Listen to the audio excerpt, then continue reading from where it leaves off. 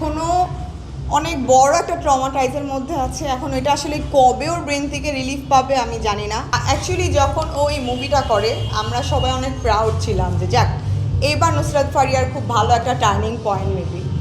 তো এই যে বলে না এই বাচ্চা এই ফকির, তো বিষয়টা এমনই হয়ে গেল। একটা মানুষের খুব ভালো প্রাউড মোমেন্ট একটা মানুষের লাইফের সব থেকে বেশি ডিসক্রেডিট হয়ে গেল।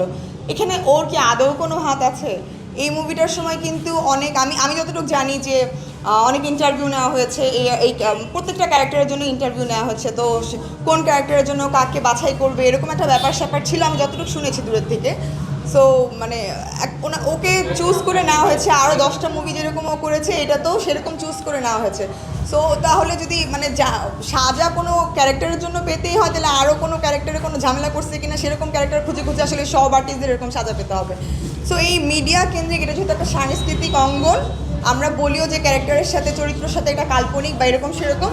সো এই ব্যাপারগুলো নিয়ে ভবিষ্যতে যেন এরকম কিছু না হয়, আপনাদের কাছেও আমার রিকোয়েস্ট এই ব্যাপারগুলো নিয়ে দেখবেন। আর কোনো আইনও হওয়া যায় কিনা এটাও দেখবেন। আমি সুযোগ পেলেই জাস্ট রিসেন্টলি আমার সাথে টুকটাক একটু হাই হ্যালো হয়েছে। ও এখনও অনেক বড় একটা ট্রমাটাইজের মধ্যে আছে। এখন এটা আসলে কবে ওর ব্রেন থেকে রিলিফ পাবে আমি জানি না। দোয়া করা ছাড়া আসলে এখন আর কিছু বলার নেই। দোয়া করি আল্লাহর কাছে খুব শীঘ্রই যেন কাজে ফিরে আসে। আপনারা সবাই দোয়া করবেন। অ্যাকচুয়ালি আমি পরিবারের থেকে বেশি আমি আসলে সারাটা রাত আমি চিন্তা করছিলাম। মানে তখন পর্যন্ত জানি না যে ওর বেল হচ্ছে, আমরা জানি যে বেল হতে আরও 3-4 দিন সময় লাগবে।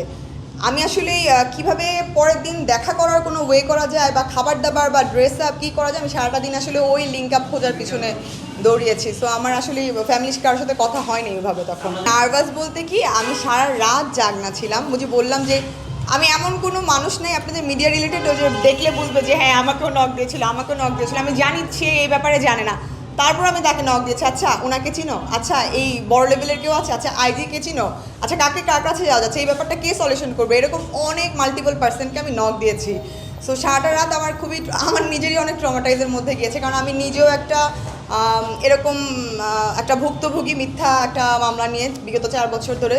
সো এই ব্যাপারটা আমার ভিতরে অনেক বেশি নাড়া দিচ্ছিল যে আরেকটা মানুষের চোখের সামনে দেখতেছি মিথ্যা একটা ব্যাপার নিয়ে এরকম ভুক্তভোগী হচ্ছে। সো এটা আসলে হওয়ার না, কোনো ফ্যামিলির সাথে না হওয়ার। ওর ফ্যামিলি তো বরাবরই আসলে ওকে সাপোর্ট করে গিয়েছে, কারণ না সাপোর্ট করার মতো কোনো কাজ কখনো তো করেনি।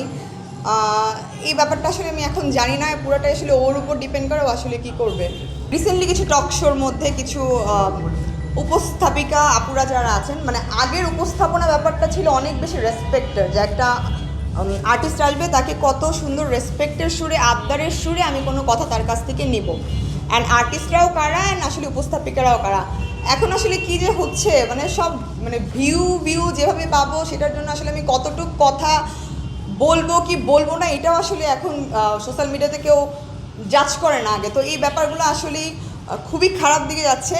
ইভেন এগুলো নিয়ে যারা নতুন কাজ করবে বা এই মোটিভেশন যারা নিচ্ছে, ওরা আসলে চিন্তা করবে কি ভালো কাজ করলে তো ভিউ হয় না, তো এই টাইপের উল্টাপাল্টা কাজ দিয়ে আসলে ফেমাস হয়। তো আমরা ওই পরবর্তী জেনারেশনগুলোকে এগুলো করতে আসলে মোটিভেট না করি। এই টাইপের কথাবার্তা, এই টাইপের ভাইরাল শো, ভাইরাল মানে খুবই বাজে ধরনের কোশ্চেন থেকে আমরা আসলে যেন মুক্তি পাই।